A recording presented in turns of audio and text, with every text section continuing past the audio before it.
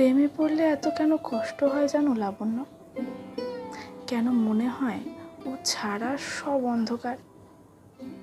ব্যস্ততায় নিজেকে মিলিয়ে দেওয়ার পরও কেন মনে হয় না, কাজ ঠিক মন মতো হলো না? তবে কি প্রেম মানুষের জীবনে সুখের অন্তরায়?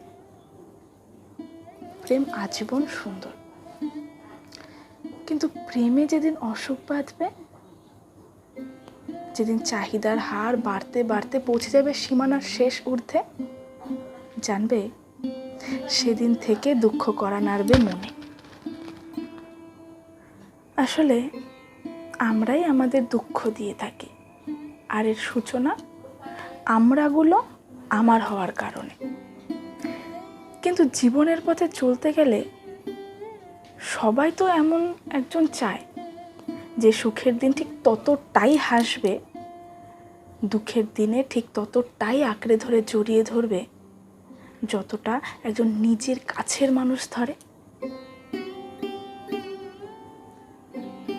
জানো অমিত, আমরা সবাই আমিকে নিয়ে খুব ব্যস্ত থাকি।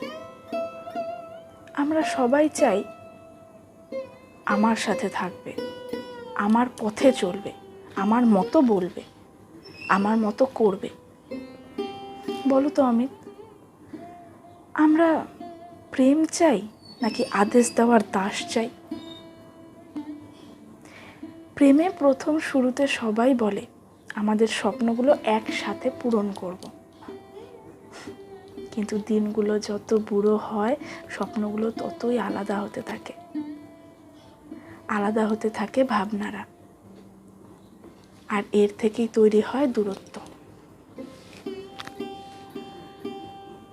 আমি যদি না বাড়াই দূরত্ব, যদি সব কথা মেনে নিয়ে শুধু একসাথে চলতেই চাই, তাহলে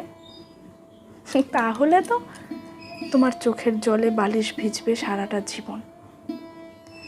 কারণ সে জানে ভালোবাসায় তোমার আসল দুর্বলতাটা, আর তাতেই সে আঘাত দেবে বারবার। তুমিও তো শুনেছি একজনকে ভীষণ ভালোবাসো, এতটাও শুনেছি তোমাদের দেখা হয় অনেক দিন পর পর, কথাও হয় খুব অল্প। আচ্ছা, দূরত্ব বাড়লে প্রেম কি কমে না? যে প্রেমে শরীর ছুঁয়ে হয় সে প্রেম দূরত্ব বাড়লেই কমে যায়, কিন্তু যে প্রেম মন ছুঁয়ে হয় তার তো প্রেমিক সাথেই থাকে, তাই দূরত্বের প্রশ্নও থাকে না।